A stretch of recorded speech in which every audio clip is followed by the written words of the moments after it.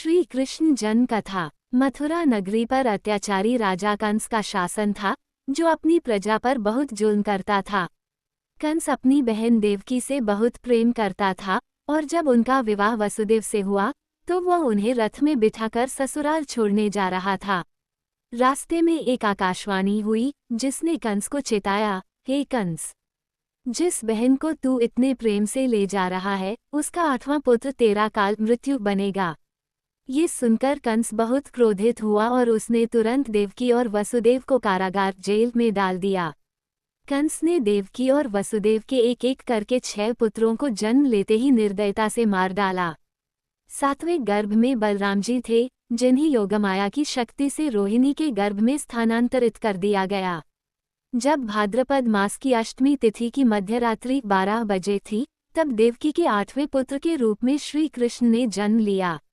जन्म के समय कारागार के सभी द्वार स्वयं ही खुल गए, पहरेदार गहरी नींद में सो गए और देवकी वसुदेव के सामने भगवान ने चतुर्भुज रूप 4 भुजाओं वाला में दर्शन दिए।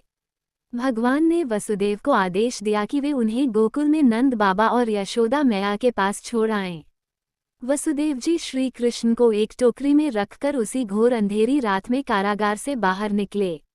यमुना नदी में बाढ़ आई हुई थी, लेकिन जैसे ही वसुदेव ने नदी में प्रवेश किया, जल 2 हिस्सों में बंट गया और उन्होंने आसानी से नदी पार कर ली। गोकुल पहुंचकर वसुदेव ने श्री कृष्ण को चुपचाप यशोदा मैया के पास सुला दिया और उनकी नवजात पुत्री योगमाया को लेकर वापस मथुरा आ गए। कारागार के द्वार फिर से बंद हो गए।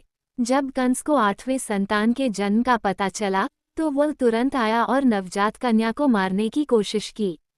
वो कन्या कंस के हाथ से छूटकर आकाश में चली गई और देवी के रूप में प्रकट होकर बोली, अरे मूर्ख कंस, तुझे मारने वाला तो गोकुल में पहुंच चुका है।